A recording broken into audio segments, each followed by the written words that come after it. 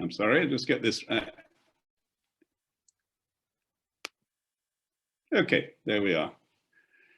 All right, so I'm going to be talking about teaching critical thinking, looking at what is critical thinking and how can we teach it in the classroom? How can we introduce it into our language programs?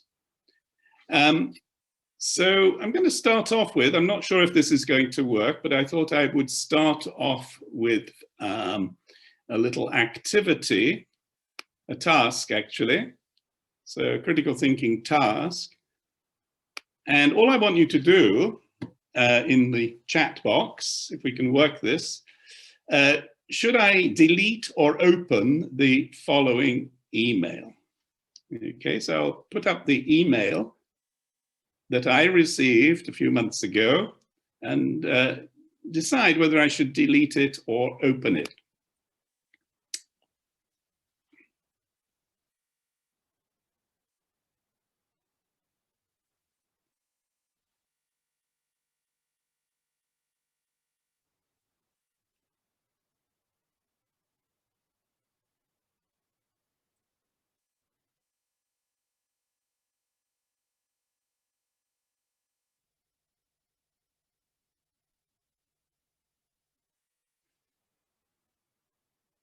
Okay, I seem to have lost the chat facility, but there we are, chat. Okay, everybody's saying delete. Okay, well that's interesting. So let's now move on to the next query, the next part. Why did you choose to delete or open? Why did you choose that particular option?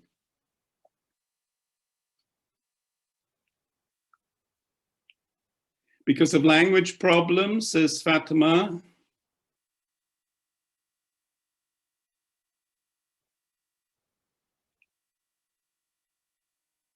Okay. Suspicious, it's phishing. Okay. All right. Yeah, well, I also decided to delete it. And these were the reasons why. First of all, it's a generic greeting. It's supposed to be from PayPal, but it's a generic greeting. It says, "Dear customer." And also, there's some strange language, alert activity, to confirmation that's actually incorrect.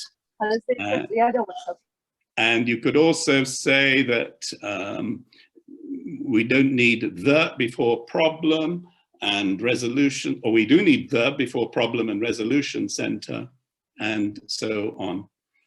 I'll come back to this a little bit later on in the webinar, but what I wanted to just point out is that what we've done is actually an example of critical thinking. So we made our choice, we looked at it, we considered it, and then we decided that it was not trustworthy. We shouldn't open it. So this is a little example of critical thinking. And so we decide to delete it. Okay, I'm going to say a few general comments about critical thinking before I get into looking in more detail at how we can apply it to the language classroom. Okay, so it's, first of all, it's one of the 12 21st century skills that have been recognized, those skills that we need in the age of the internet, and we have them here, learning skills, literary skills, and the social skills as well.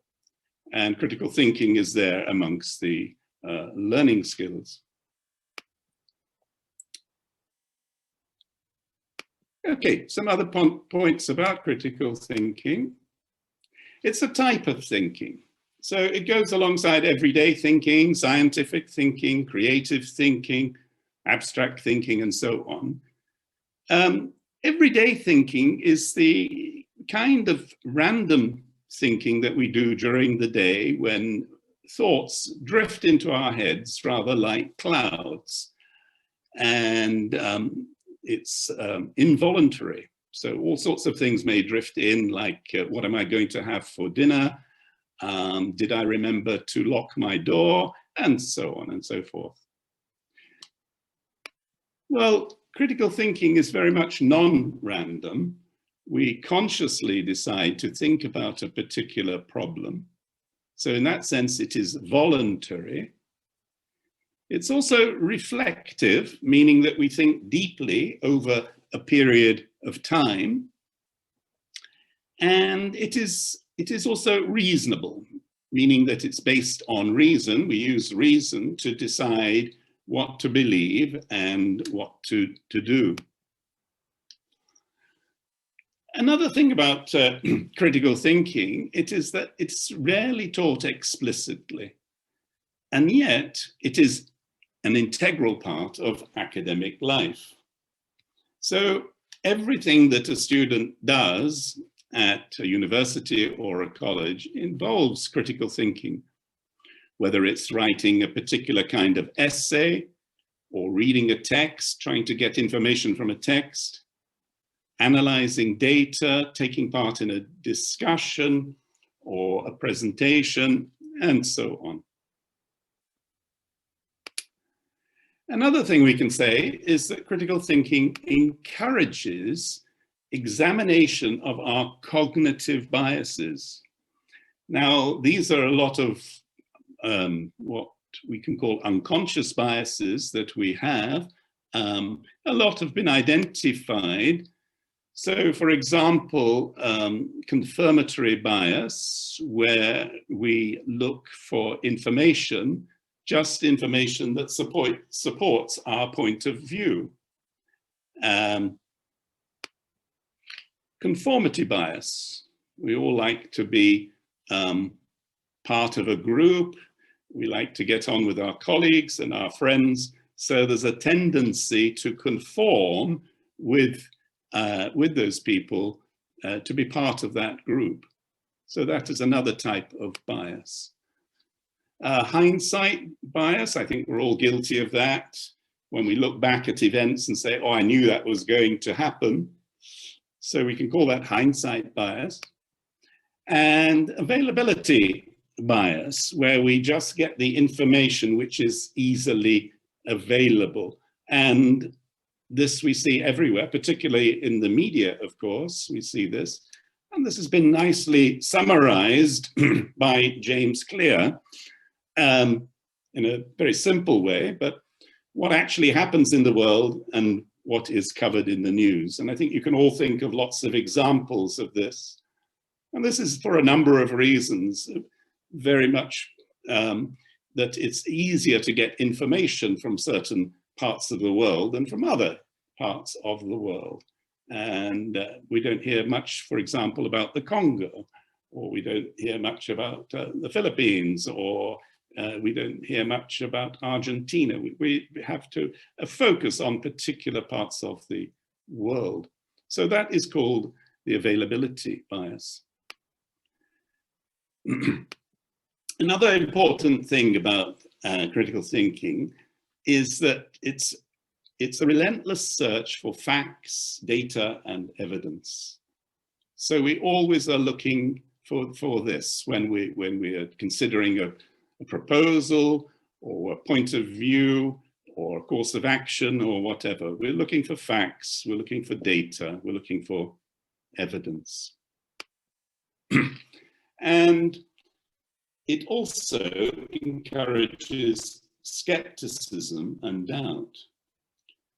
Now, skepticism and doubt are good things, they're positive. It's not the same as being negative about the world. It's just not accepting what is put in front of you straight away. We can see this in this example here, if you can see it. If somebody puts a piece of data in front of you, a critical thinker would immediately be skeptical and want to ask questions about it in order to be sure that it is valid. And here he's saying the data clearly shows that everything is fine, and the woman is saying, really, she's not so sure. So it leads to asking questions, and this is really the core of critical thinking, asking questions, challenging the conventional wisdom, trying to find answers. And when we say questions, we don't mean just these lower order questions.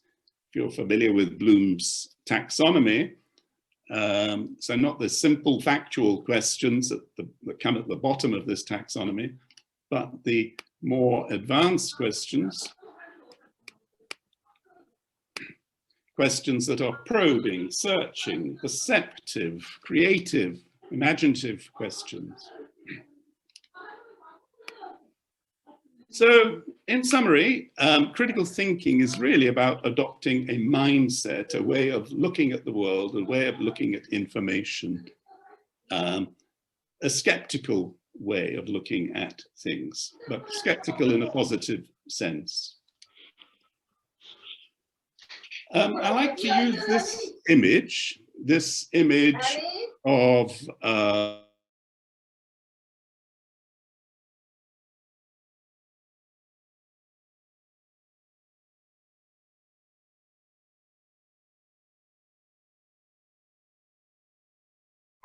excuse me, no sound, sir. No sound. Oh, can you hear now? Oh, yes, sure. Yes, thank you. Yes, sir. Has it been off all the time? No. Just when you talk about the picture. Oh, right. Okay. You had me worried for a minute. I thought I'd been talking for 10 minutes and it's been muted. Okay, so I was going back to this. I like this image of critical thinking. This is what we're aiming for, something that's like a crystal, a brain that is clear and precise and sharp, incisive, even sparkling. And a lot of the time, I'm afraid, our minds are rather like this, rather woolly, cloudy, muddled thinking, unfocused thinking, sloppy thinking, and lazy thinking. I think that applies to all of us, not just to students. So that's a kind of overview of critical thinking, some comments about it. And the question is now, how can we introduce this into our programs, into our language programs? In other words, how do we get from the woolly cloud to the sharp crystal? How do we get students to react like this? Okay, I'm going to be looking at 4 approaches here, and I'll look at them one by one. The first one is to get students to think about their thinking. And we'll come on to that, metacognition, as it's known. So we'll come on to that in a moment. I'll give you some examples. The second is to introduce a critical thinking syllabus. Now, the idea would be, ideally, to have a critical thinking syllabus that runs alongside your language program, your foundation program, or whatever. And critical thinking would go alongside that. But in practice, these programs are often very full, and there just isn't space or time to have a separate syllabus for critical thinking. So I've another couple of approaches here, which are rather more flexible, and they can work around the existing program. Introduce critical thinking activities or tasks into the language classroom. So these can be 5, 10, 20 minutes, and they can fit into an existing program. And then another thing we can do is to take what we're all... Excuse me, Richard. Would everyone please mute themselves? Please mute your microphone. because we're getting feedback here from it. Okay, Okay. so sorry. Go ahead. All right. Is that better? Okay, so the fourth approach I was going to look at is to take our existing language exercises, vocabulary, grammar, and so on, and add value to them, what I would call critical thinking value, by just raising the level of those exercises. And I'll give you some ideas later on as to how this can be done. Okay, so let's start with the first approach, which is thinking about thinking. And this is really getting students to kind of step outside their body, like this man is doing in this drawing. He's stepping outside his body, he's looking at himself, he's observing himself objectively, and looking at, in this case, at the way he's studying and he's writing notes, perhaps. And if you look at the tip here, think about your thinking. By watching yourself, you will become a better student.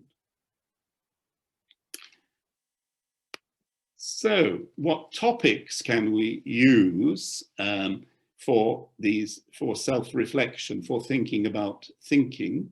So I suggest making a decision. So what is the process we go through when we make a decision about some big event in our lives, like moving house or buying a new car or getting married or whatever?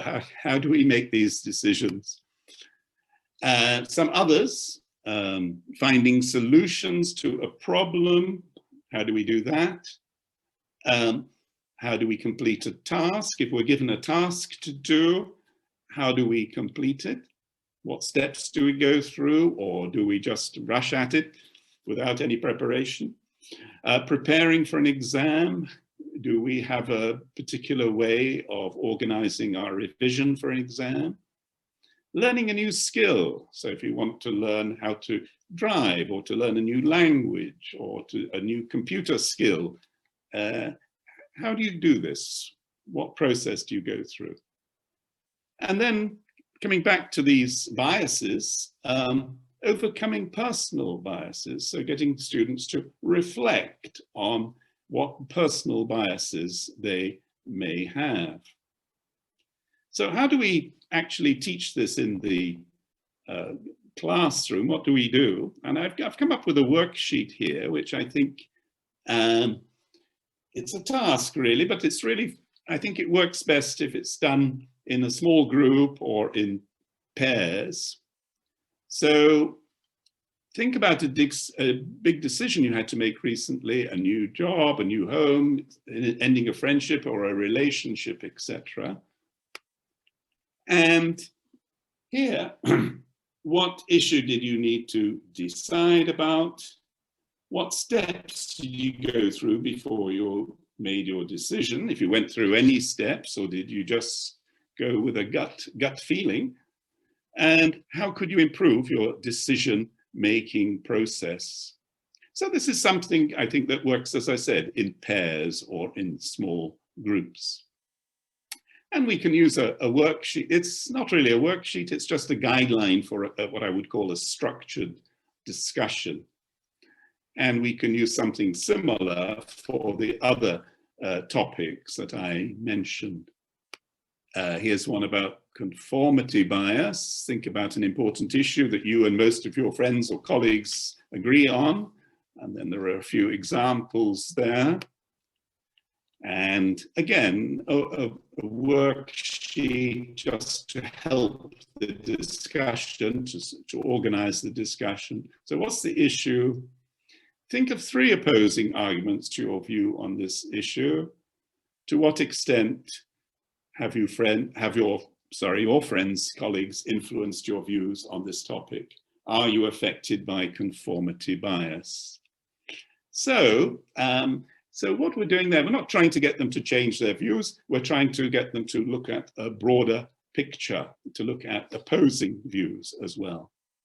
So worksheets like this, I think, can work with all of those topics. Right, let's come on to the syllabus now, the second approach. As I said, not all institutions will have space in their program for a critical thinking syllabus, but this is what some of the things I think should go into it. I like to use this image for skills because I think critical thinking is a bundle of skills in the same way that reading is a bundle of skills, or writing, or listening, or speaking. And we can unpick these skills into sub-skills and look at them discreetly and work on them as part of the syllabus. So, for example, arguments and opinions, building strong arguments, looking at both sides of an argument, supporting an opinion with examples, evidence, reasons, and sources. So when I was working at the German university in Oman, my students had lots of opinions. They were full of opinions, but they relied a lot on emotion and passion. They were not so good at supporting their opinions with evidence or reasons or sources. This is something that I had to work on. Definitions, very important area. If we're going to be talking about or writing about one of these terms, for example, poverty, stereotypes, democracy, genocide, we need to have a clear definition what this term actually means. And that's for us so that we understand it and our thinking becomes clear, and also for the people that we are addressing. So, for example, poverty, if somebody makes this statement, well, we want to know, what do they mean by poverty? How do you define poverty? And you might use the United Nations definition. It means an income of $2 a day or less.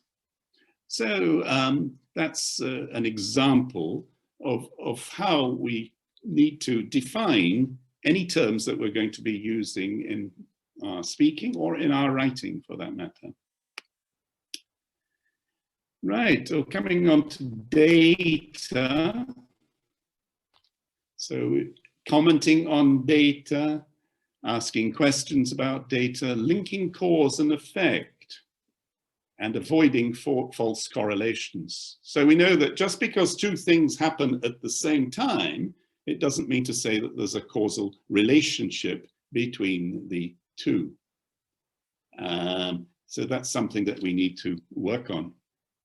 Problem solutions, identifying a problem, finding solutions to a problem, and using criteria to make a choice. So if we want to make an intelligent choice, then we would normally decide in advance on our criteria, and perhaps we would put them in order. So for example, if you were making a choice about a new car, you would decide, well, the criteria are, I'm going to be looking at are price, reliability, comfort, size, color, I don't know. And then you would rank these in a particular order. And that's the way you make an intelligent choice. Okay, now we already had a quick look at the 21st century skills. You'll remember at the beginning, I showed you these in a classification. So a classification is another example of critical thinking. If I just give you a list of these skills, it's not as informative as if we put them into that classification that I showed you earlier, the learning skills, literacy skills, and so on. And of course, this is what commonly happens. We put rocks into a classification system. We can classify books, we can classify sports, and so on. So that's an example of thinking critically rather than just having a list of items. And then one or two others, analyzing a process. So if we have a complex process like the production of tea, for example, what we can do is break this down into a series of small steps, right from picking the leaves to the production of the tea bags at the end of the process. And similarly, for a procedure, for example, if you wanted to send a parcel from Kuwait to Argentina, what is the procedure? What steps would you have to go through? So breaking it down, again, it helps the person who is describing this, and it helps the person who is trying to understand the information, the person that you are communicating with.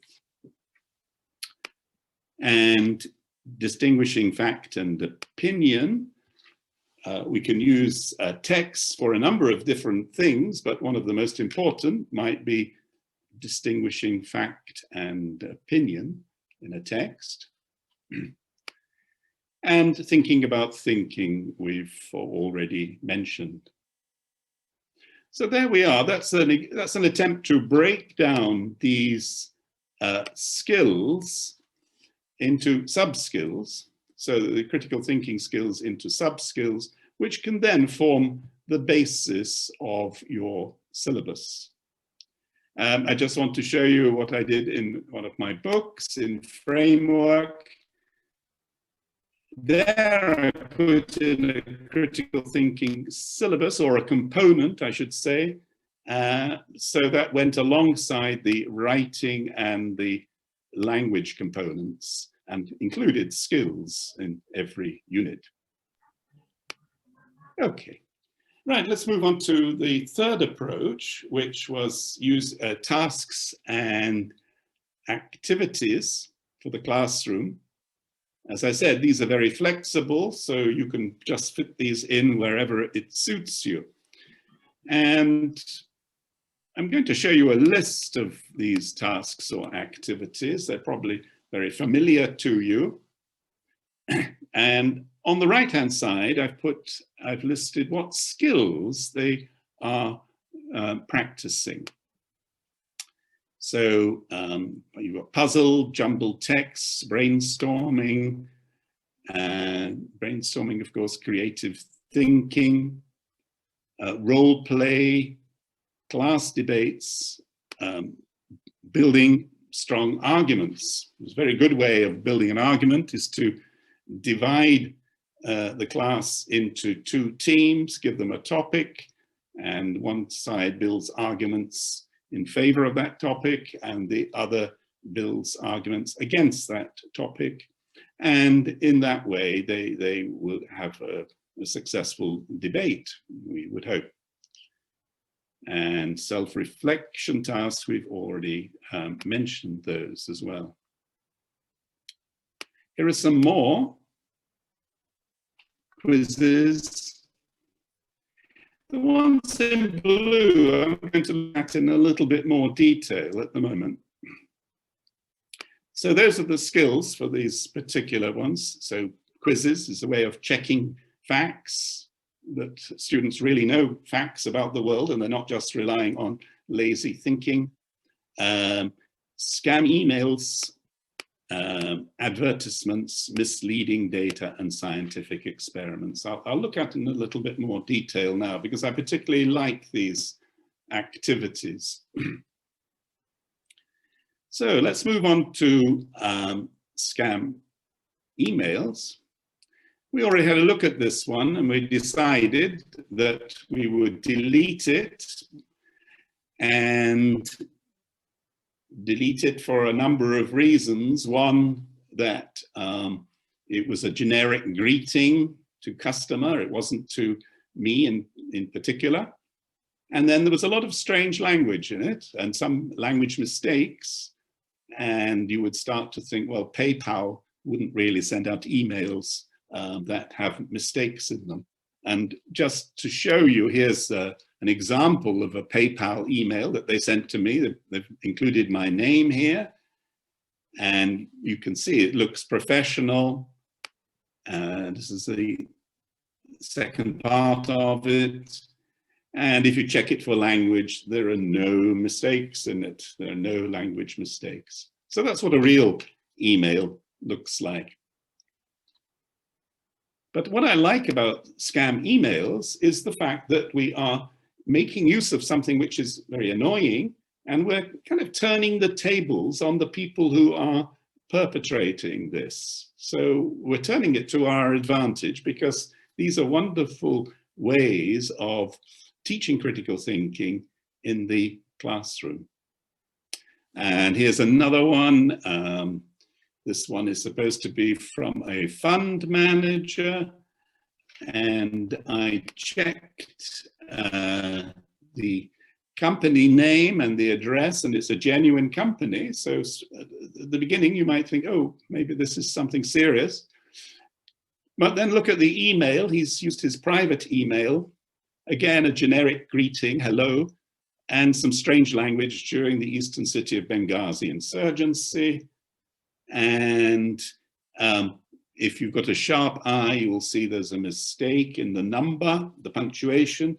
It should be, there should be a comma after 300.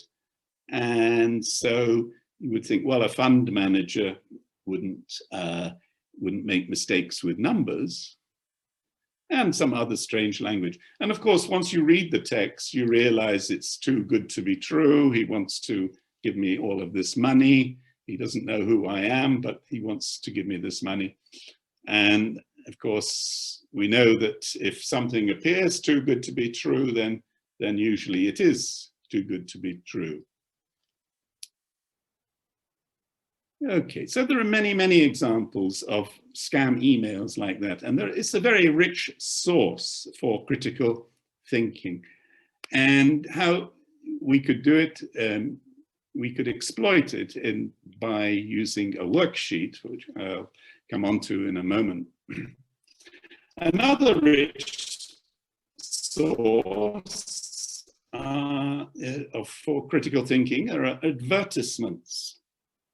And so why advertising? Why should we choose this for critical thinking activities? Well, first of all, they're available everywhere, whether they're on the internet or in magazines or in the forms of videos or whatever.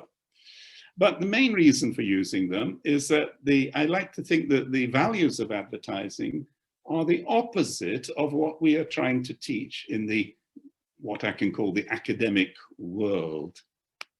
So advertisements, as you can see from this picture, they're very subjective, they're full of emotion and exaggeration.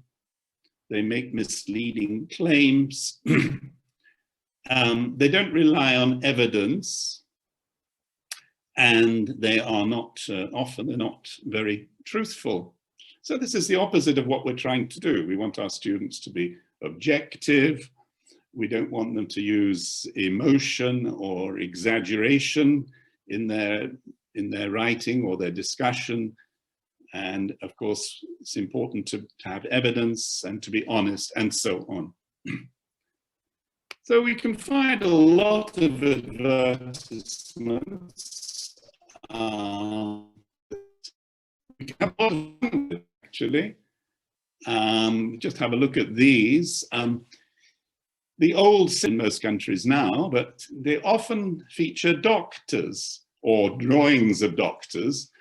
And usually the doctors are either saying that cigarettes are healthy or that they're more healthy than the rival cigarettes, less damaging, I suppose, but they don't really say that.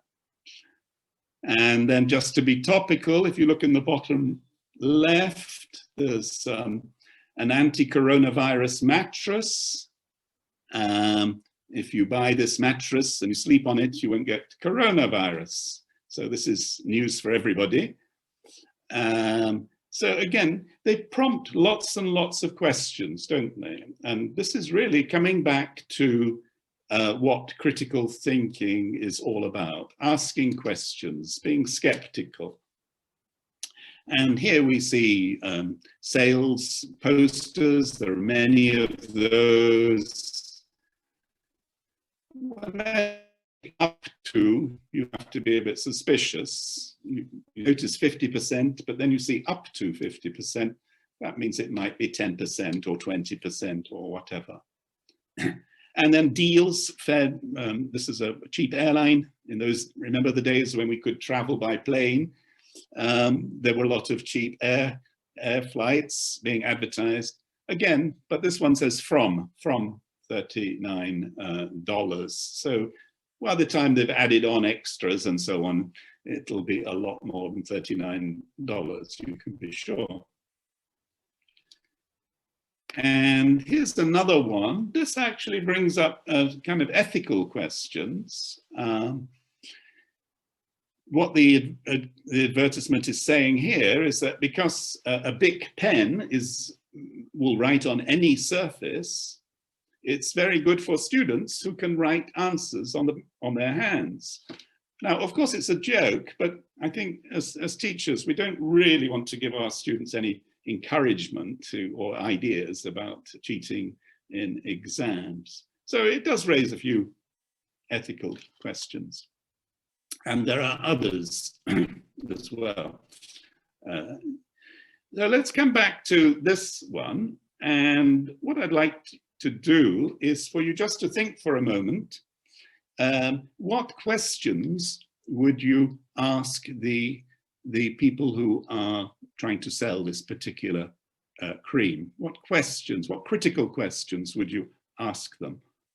I don't know if I can access the chat box again. It was a bit difficult last time, but so this is a worksheet that I would use with an advertisement like this. It can be used with any advertisement. What claim is the advertiser making about their product? And then think of 3 critical questions you could ask the advertiser. So just think of one, please, for a moment. I will try and access the chat box.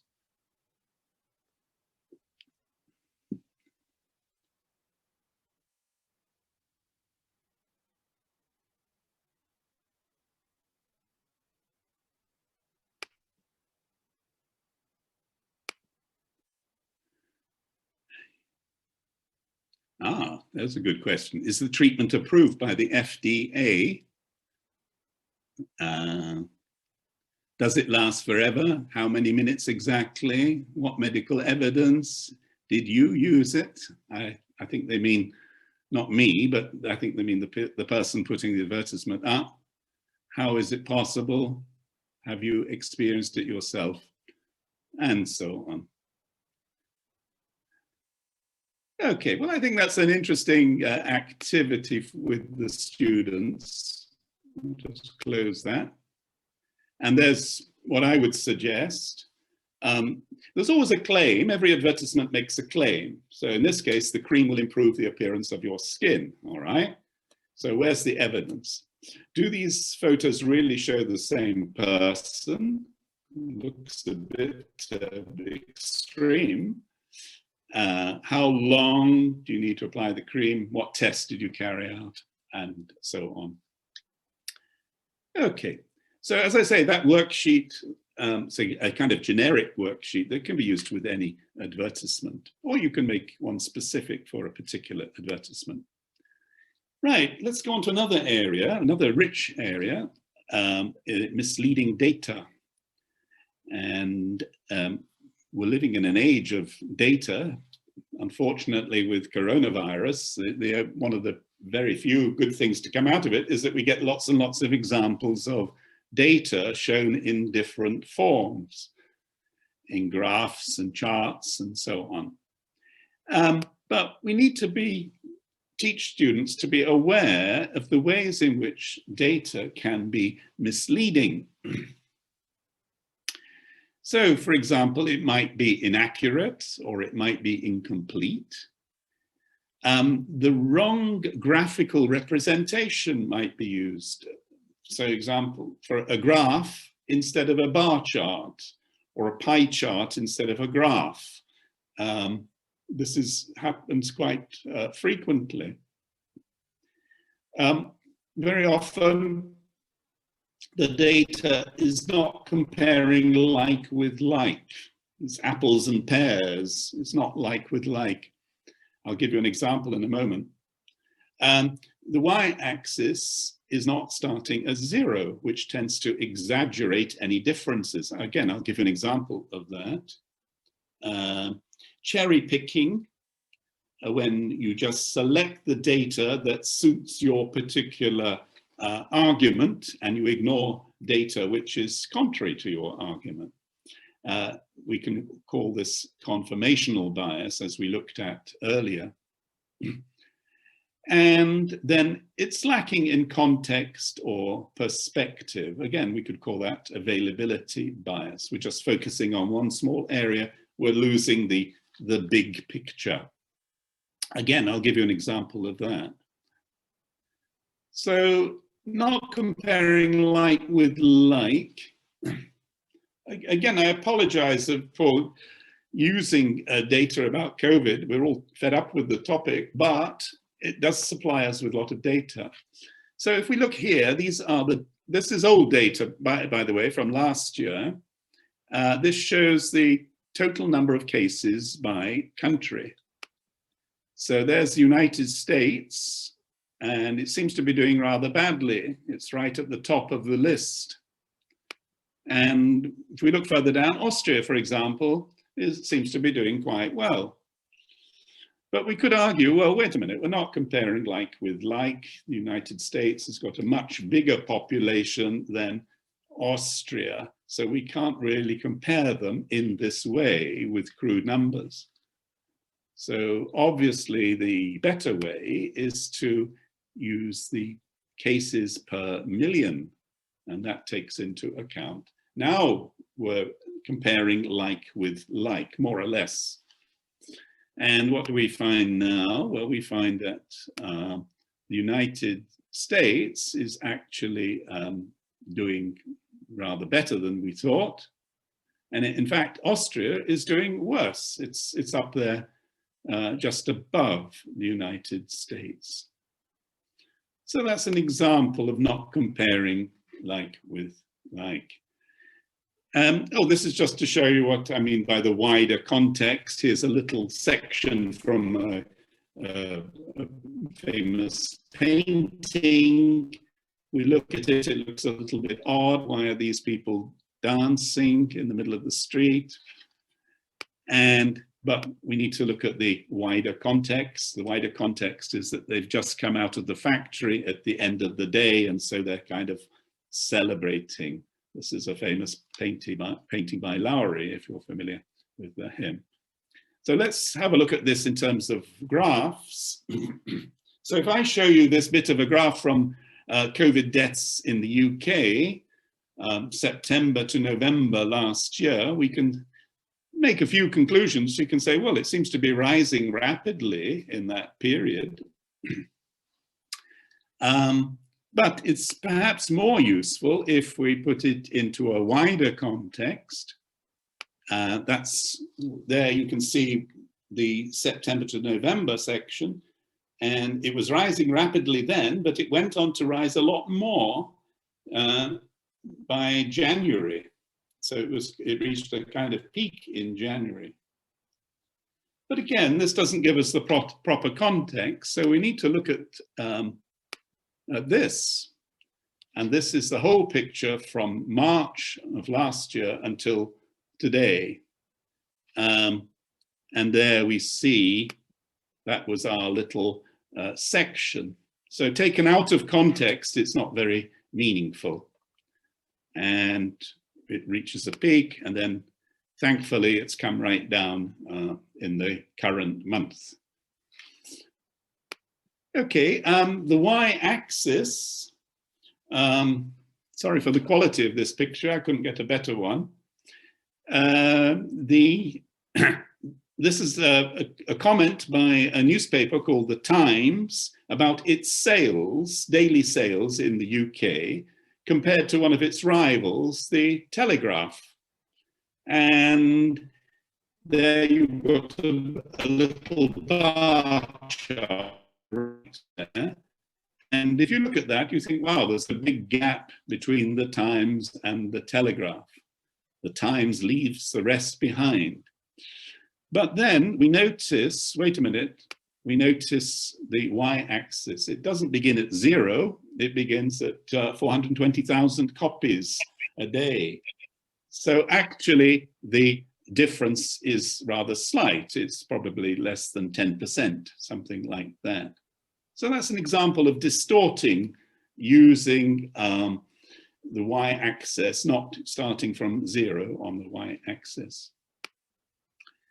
Okay, so those are all examples of misleading data, and again, they provide a rich source. Let's go on quickly to the scientific method. And I like to use the scientific method because this is really the essence of critical thinking. It's sort of putting critical thinking into a clear step-by-step formula, if you like. And we have all of these stages which are well known in science. First of all, observing something in nature, something that's happening around us, and asking a question about that. Why does that happen? What is the reason for that? And then gathering information, making a hypothesis, carrying out an experiment to test the hypothesis, and analyzing the results, and then presenting a conclusion. So this is a classical case of a very formulaic type of critical thinking, which is essential, of course, to science. And this is how it's worked over hundreds of years. But we can adapt this for a little classroom activity by presenting students with a question. And not to carry out the experiment because there wouldn't be time for that, but at least to give them a question and a chance to think about how they would set up the answer this particular question, and how they would set up an experiment. Right, so this is probably something you've never thought about. Do mice grow larger if they are given vitamin C? Okay, and we could give this to our students. I won't ask you to do this because we're running out of time and I want to move on. So we can give them a worksheet like this. So they would then decide in groups how they would gather information, what information they would gather. Then what would their hypothesis be, which is really guessing an answer to the question that you have. Then the experiment, you have to think about how would you set up an experiment for this. And then analyze the test results, and then finally present a conclusion. Okay, so I think it's quite straightforward how you would set up this experiment. You get two groups of mice, and one group you would give a normal diet, and the other group you would give a normal diet plus vitamin C, and you'd weigh the mice at the beginning and then weigh the mice at the end, and then compare the results. Okay. This has been done actually, and if you're interested, the hypothesis is not correct. So we can come up with a lot of questions like that we can use, and you can find a lot of questions like this on the internet, simple scientific questions, and get students to think about how they would answer these questions. Okay, so coming on to the last approach, I'll just try to finish this very quickly. And again, this is not a very intrusive approach because this takes what you're doing already, but just tries to supplement it with a little bit more critical thinking input. So, for example, vocabulary.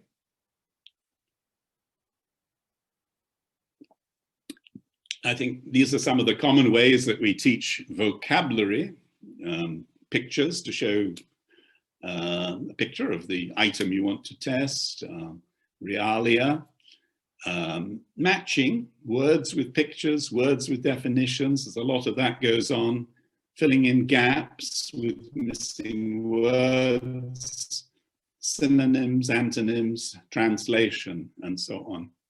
If we wanted to add a little bit of critical thinking value to that, we might think about grouping words. So not just giving students words and pictures or definitions, but getting them to group them into categories, and then perhaps building a classification chart.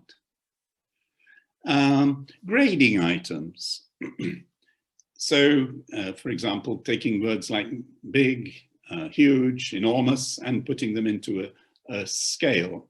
Many examples of that. And then, rather than matching words and definitions, getting students to write a definition of a particular word, or to use the word in a sentence. These are things that you probably do already, but it's just to recognize that when you do this, you're actually adding critical thinking value to the activity, to the exercise. Let's go on to grammar very quickly. So instead of using deductive instruction and multiple choice or gap fills, we can use inductive instruction. So giving students examples of the way things are used, like for and since, for example, the way that they're used with the present perfect in lots of different examples, and getting them to work out the rule. And then sentence completion, rather than getting them to match sentences, get them to actually complete a sentence.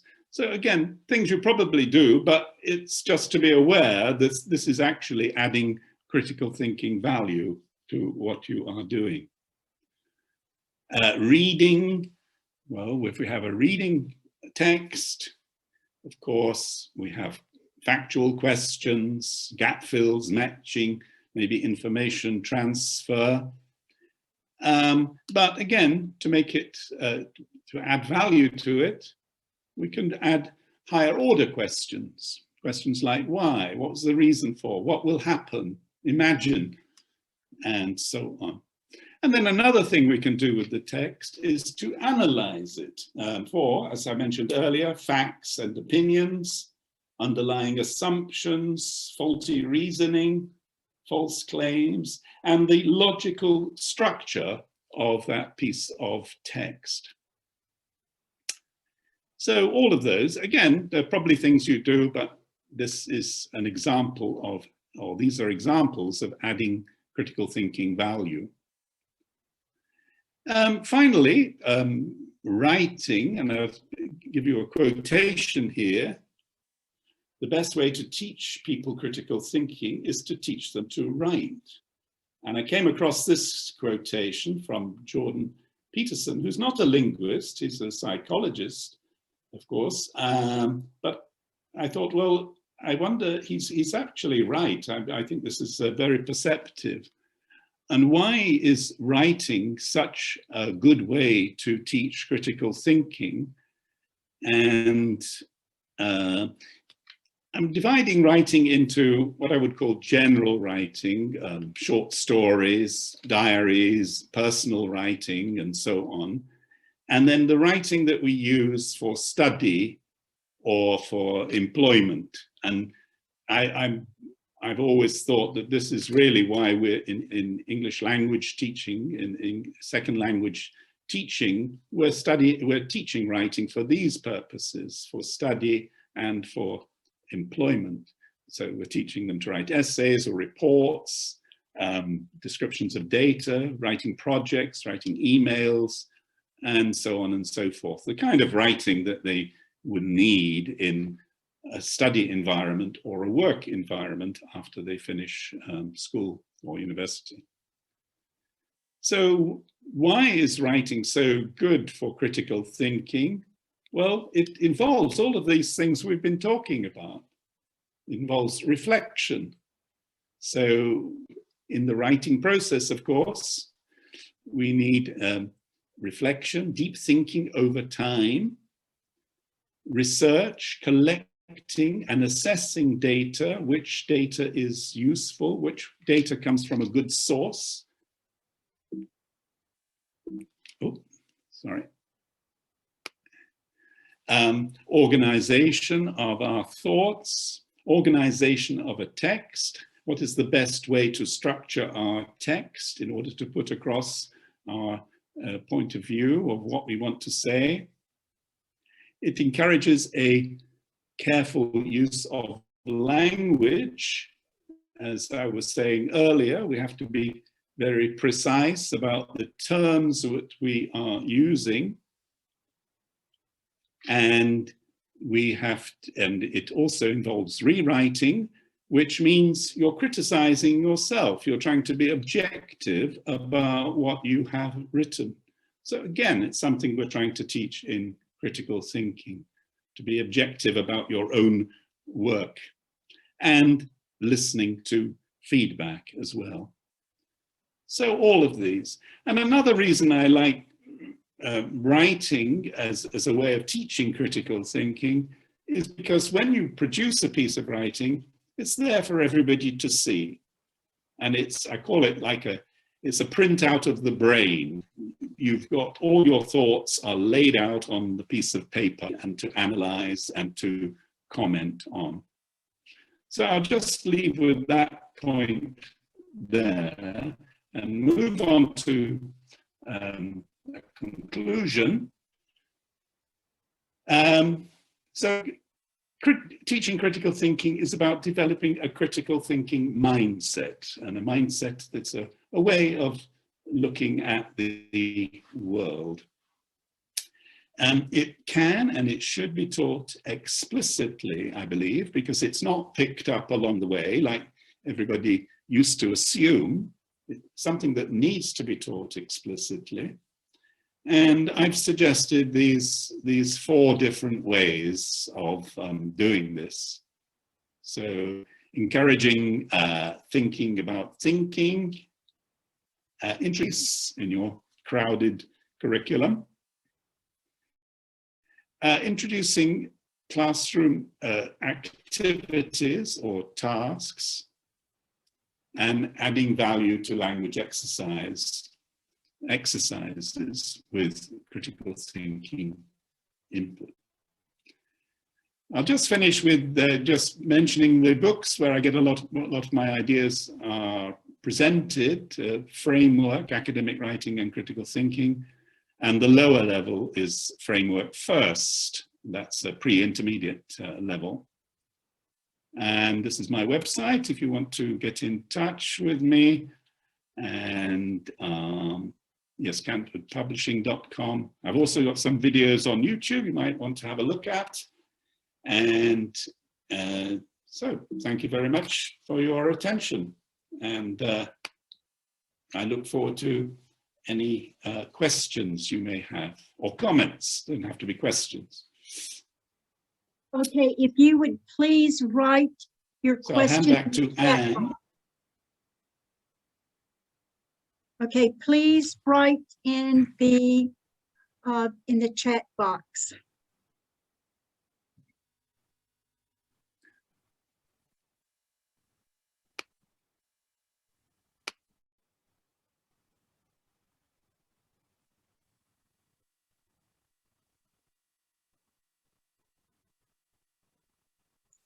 Okay, one of the questions, Richard. Well, thank you for a lot of very nice comments.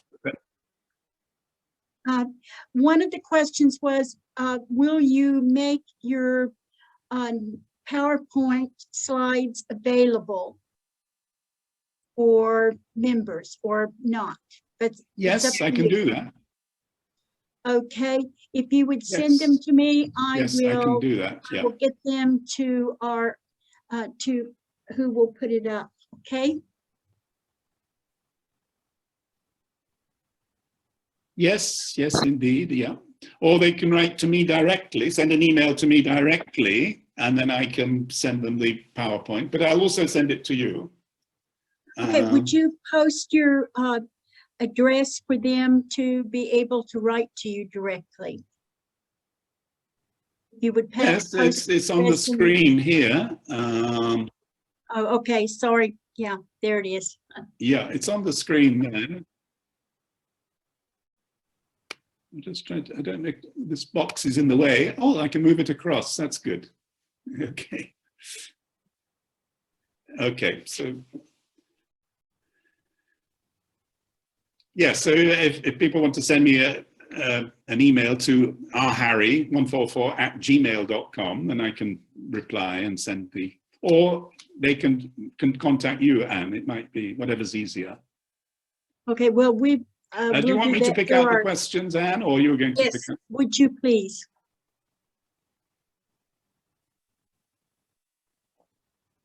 Well, I've got one here. Can you please explain hindsight bias? This is from Gulshan. I think hindsight bias refers, look back over the event and you convince yourself that you knew this was going to happen all along, and this is what you expected. And of course, all of this is done unconsciously. So I think that's what, I think we're all guilty of that. I know I am.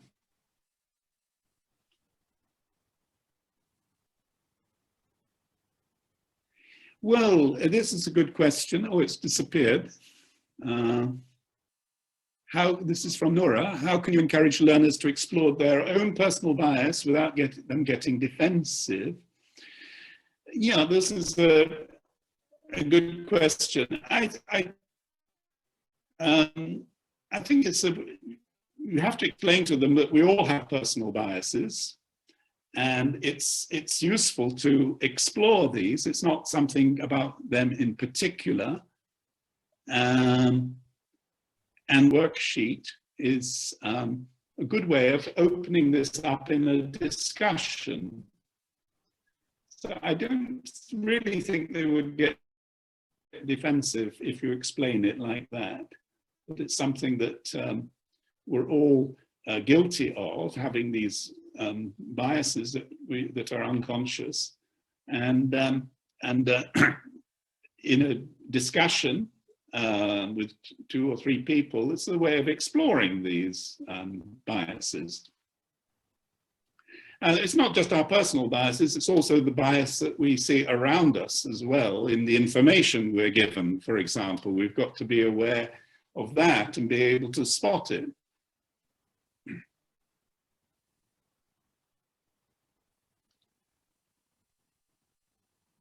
Right, I can't, let me try and find some more questions here. How can critical thinking be utilized for lower achievers in one class? This is from Telal.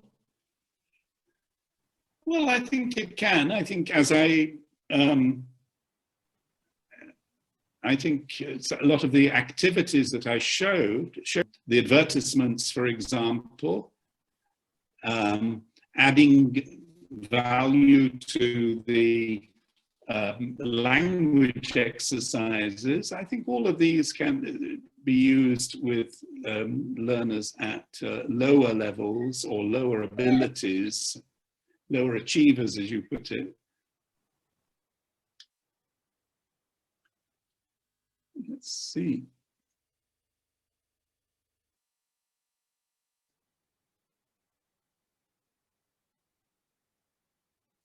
I wonder, this is from Marine. I wonder if organization of text is critical. I think you mean by that, is it an example of critical thinking? Well, I think when we look at a text, example of critical thinking, so it might be structured by time, chronological order, or it might be structured in a classic way, presenting an opinion with a number of reasons, or it might be looking at for and against. So I think this is all part of critical thinking, looking at the text and seeing how it is organized. All right. Okay. Thank you, Ashraf, for mentioning keep writing 1 and 2. It's nice of you. Sorry,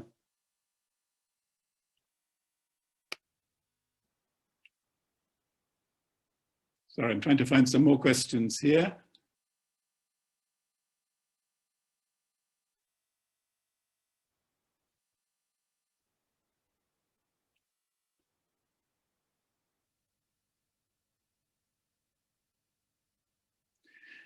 Well, there's a question here from Nalis. Is that Nalis El-Essawi?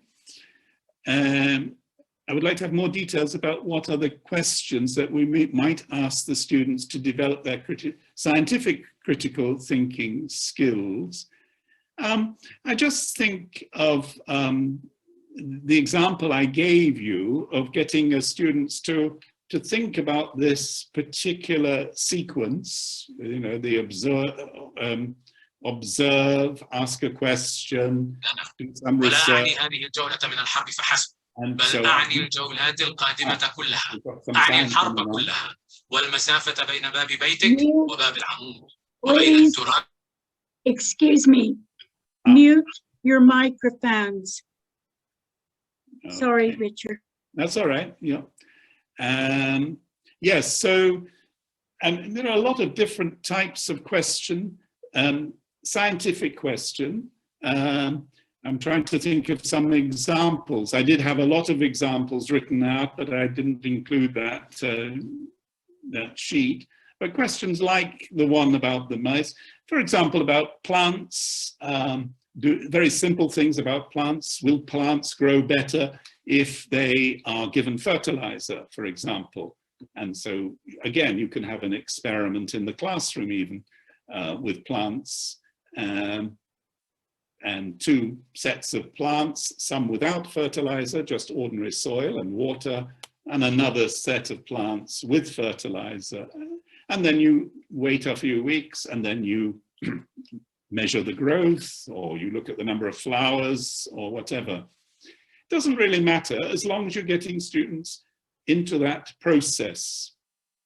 And as I say, it's a kind of formula, a critical thinking formula that is central to science, but it's also got applications elsewhere. It's teaching us good things. It's teaching us to look for evidence and not to jump to conclusions, and to carry out experiments if possible.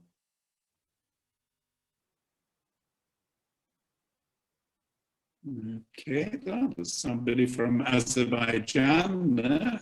Greetings to you. I'm just trying to find some more questions.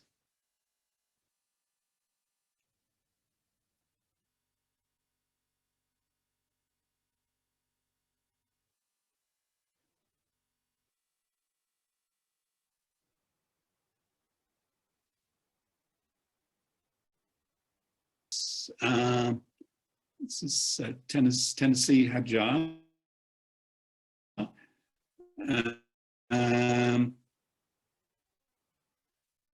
I think this is a big danger, conformity bias, and it goes really against critical thinking. And but we're all guilty of it with our friends. So we tend, if we're being a bit weak-minded, we just tend to go along with what they're thinking. So it's good to at least stop students and say, well, look, is this really what you think, or are you thinking this because your friends think this? So that's something on organizational, personal bias, conformity bias.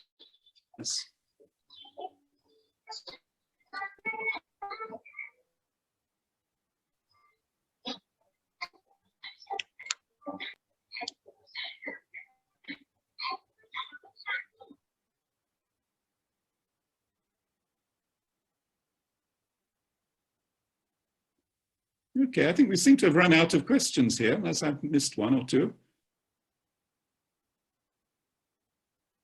Okay. I want to thank there's a you question so about much. audio learner. Okay, go ahead.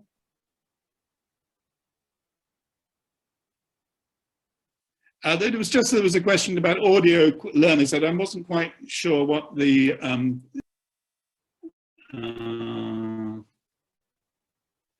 how do we develop critical thinking with the little ones? Well, coming back to scientific experiments, this is great for children. Very simple things. I mean, I can think of an example that's widely used.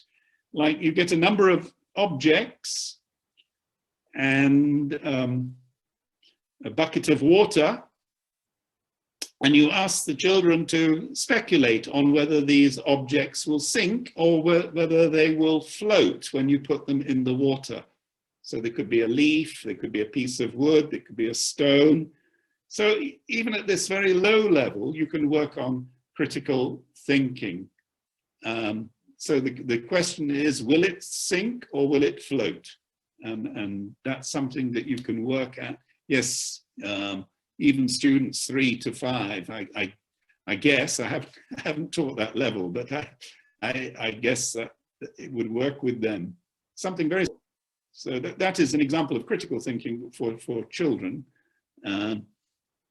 Getting a number of different objects, a variety of objects, and just saying to them, which of these will sink and which of these will float? Excuse me, and then trying it out, of course, in the...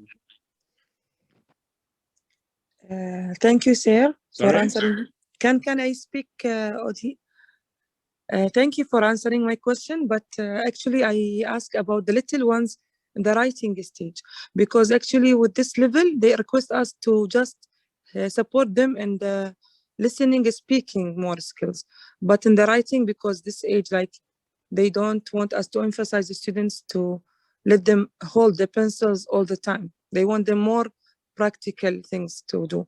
So we are doing actually the way you are telling us to do the thinking in a critical way. But I mean, how can we do it in a writing skills? So can it be with the ages of from 3 to 5? Group, yeah. I think it's very difficult at that age because, but what I was giving you was just a practical activity. It's a very simple science activity that students can think about. I wouldn't involve writing at that stage. The examples I gave of writing are really at higher levels of writing, where students are writing reports of different kinds, or they're analyzing data, or they're writing essays. And this is where I think critical thinking really applies. At the lower levels, I always think that writing is actually very close to grammar and syntax. And we have to focus on that quite a lot in the early stage. Thinking could be brought in at that low level in terms of writing.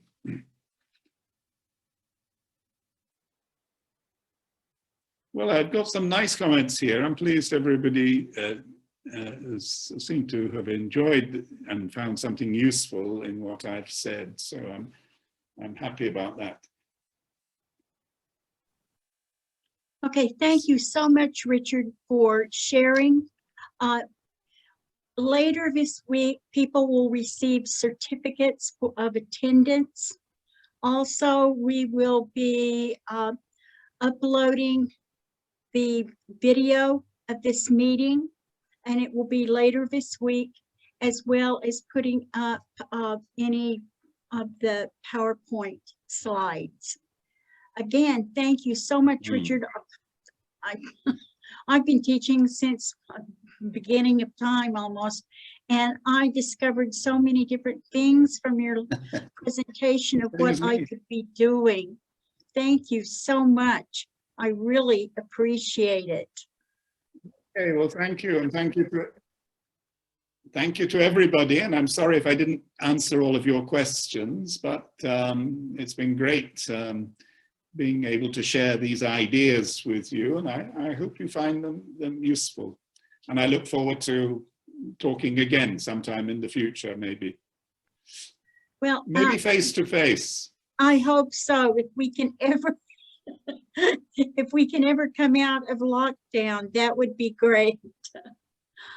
Okay, I want to let everybody know that our next webinar will be on the 12th of June at 11 a.m. And it will be Christopher Graham. He's a teacher, writer, founder of ELT Footprint, and a 2020 Elton winner. He'll be speaking on engaging students online and face-to-face. There will be more information about this on TESOL Kuwait's Instagram account, Facebook, and we also have a YouTube channel, as well as on our regular TESOL Kuwait page.